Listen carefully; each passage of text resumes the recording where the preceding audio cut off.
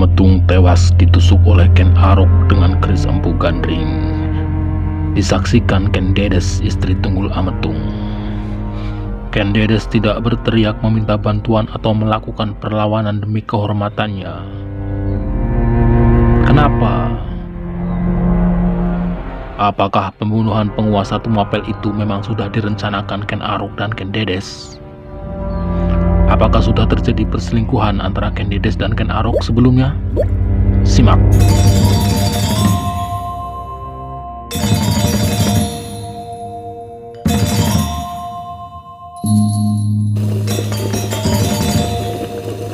Ken Arok lahir pada tahun 1182 sebagai putra Gajah Para dengan seorang wanita desa Pangkur bernama Ken Endog.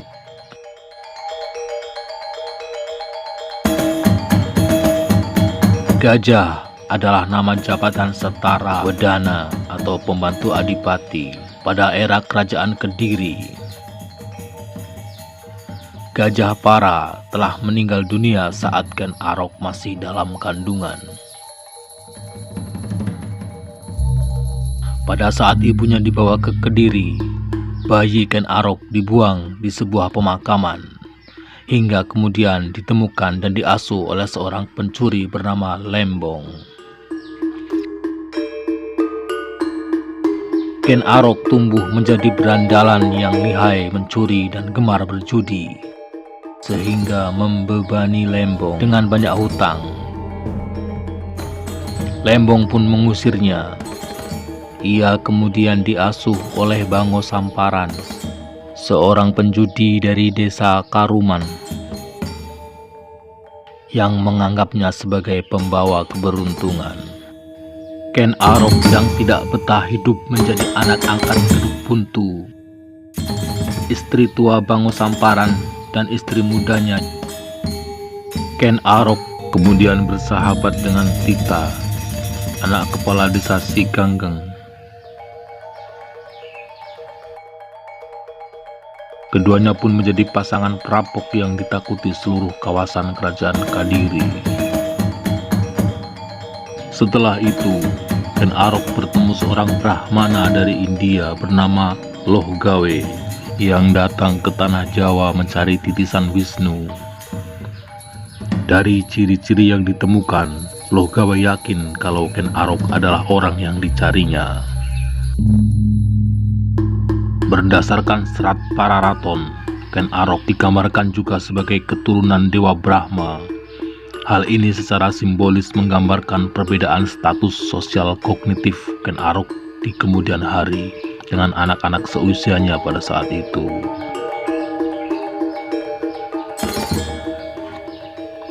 Loh Gawe kemudian membawa Ken Arok ke Kadipaten Tumapel,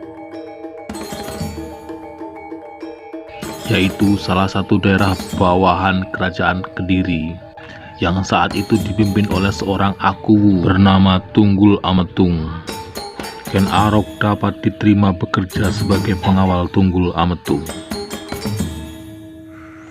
Suatu hari, Tunggul Ametung mengajak istrinya melihat-lihat kawasan hutan Baboji, dan Ken Arok yang baru saja diangkat jadi pengawal ikut menyertai, dan tugasnya mengawasi Ken Dedes. Bahkan setiap gerak-geriknya, Ken Arok bersungguh-sungguh dalam pekerjaannya, sehingga ketika Ken Dedes meminta untuk berhenti atau hendak turun dari kereta, Ken Arok pun menyertainya. Saat itulah Ken Arok melihat sesuatu yang menarik perhatiannya, yaitu langkah kaki Ken Dedes menyingkapkan kain yang membalut tubuh Ken Dedes, sampai terlihat bagian tubuh rahasianya ada memancarkan cahaya. Hal ini juga dikisahkan dalam Pararaton. Kengkis Swet Sira langkap tekeng rahasia nica nener katon murup denira Ken Arok, yang berarti tersingkap betisnya yang terbuka sampai bagian rahasianya, lalu terlihat bercahaya oleh Ken Arok. Ken Arok tidak bisa berhenti memikirkan yang ia lihat dari Ken Dedes. Tapi Alih-alih nafsu birahi yang membuatnya memikirkannya berulang-ulang, Ken Arok justru merasa ada misteri di balik sinar yang terpancar itu. Kemudian, Ken Arok menceritakan semua yang dilihatnya kepada gurunya, Loh Gawe.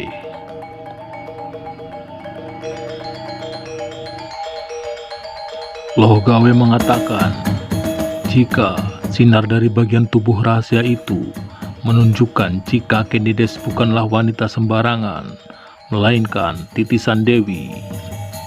Candides adalah seorang Ardhanareswari atau perempuan terpilih, pengabsah wangsa dan wadah kesaktian, dan hanya lelaki dengan kekuatan luar biasa yang bisa menikahinya.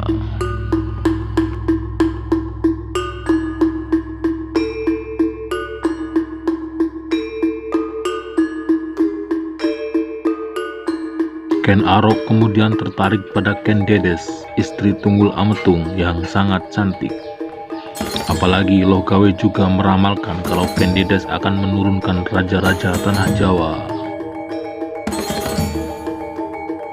Hal itu semakin membuat Ken Arok berhasrat untuk menyingkirkan Tunggul Ametung dan merebut Candides, meskipun tidak direstui Loh Gawe.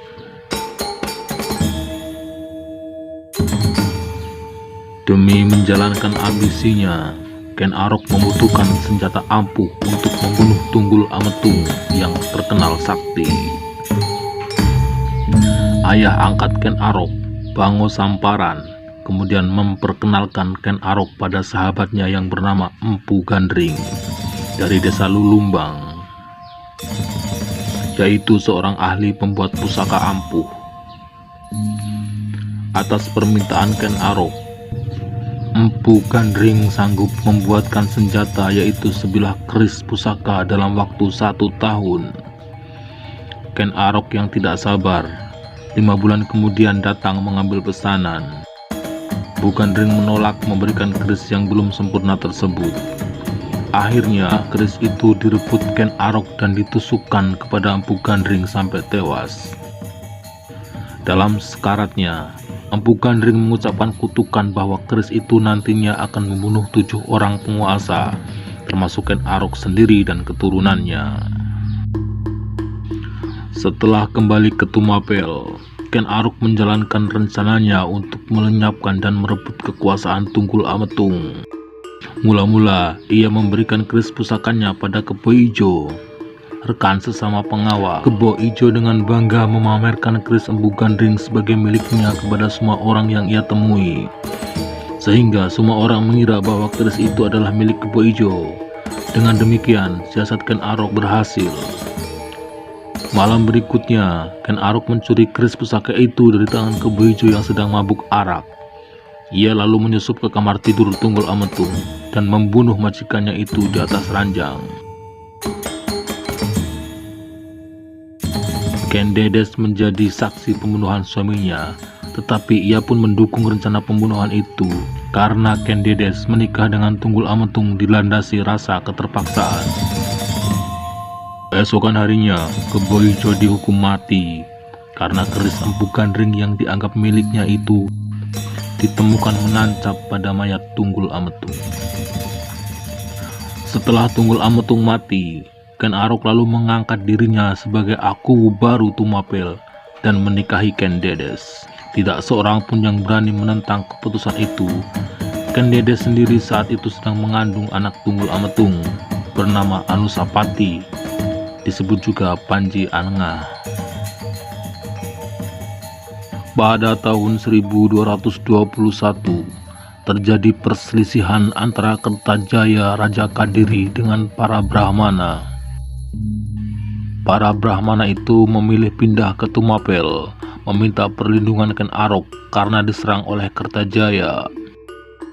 Dengan adanya kesempatan itu dan didukung oleh para kaum Brahmana, Ken Arok pun memberontak dan mempersiapkan penyerangan terhadap kerajaan Kediri. Ia menyatakan Kadipaten Tumapel sebagai kerajaan merdeka yang lepas dari kerajaan Kediri. Sebagai raja pertama Tumapel, ia bergelar Sri Raja Sabatara Sang Amurwa Bumi. Raja Kertajaya dalam Pararaton disebut Dandang Gendis, menyatakan tidak takut menghadapi serangan Tumapel. Ia mengaku hanya dapat dikalahkan oleh Batara Siwa. Mendengar hal itu, Ken Arok pun memakai gelar Batara Siwa atau Batara Guru dan siap berperang melawan Kertajaya. Pada tahun 1222, Ken Arok memimpin pasukan Tumapel menyerang Kadiri. Puncak peperangan antara Kediri dan Tumapel terjadi di dekat desa Kenter, wilayah timur Kediri. Pada pertempuran ini, pihak Kediri kalah dan Kertajaya diberitakan melarikan diri naik ke alam dewa, yang mungkin merupakan bahasa kiasan untuk mati. Kemenangan yang menentukan tersebut menyebabkan runtuhnya kerajaan Kediri pimpinan Kertajaya dan mengukuhkan kekuasaan Ken Arok di Jawa Timur, serta dimulainya kerajaan Tumapel dan pendirian pemerintahan dinasti Rajasa.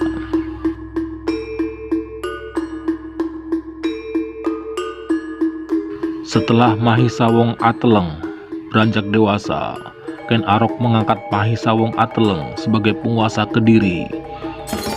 Hal ini menyebabkan Anusapati merasa heran pada sikap Ken Arok yang seolah menganaktirikan dirinya, padahal ia merasa sebagai putra tertua Ken Arok. Pada tahun 1227, setelah mendesak ibunya, Ken Dedes, akhirnya Anusapati mengetahui kalau dirinya memang anak tiri. Bahkan ia juga mengetahui kalau ayah kandungnya, yaitu Tunggul Ametung, telah mati dibunuh oleh Ken Arok. Setelah Anusapati berhasil mendapatkan keris Empu Gandring yang selama ini disimpan Ken Dedes, ia kemudian menyuruh pembantunya yang berasal dari desa Batil untuk membunuh Ken Arok. Ken Arok tewas ditusuk dari belakang saat sedang makan. Kemudian Anusapati ganti membunuh pembantunya itu untuk menghilangkan jejak dan mengangkat dirinya sebagai Raja Tumapel menggantikan Ken Arok.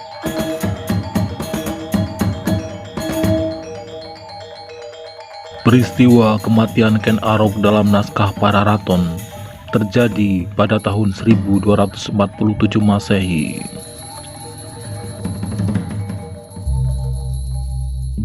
Adanya peristiwa pembunuhan terhadap Sri Rajasa dalam Pararaton diperkuat oleh prasasti Mula Malurung tahun 1255.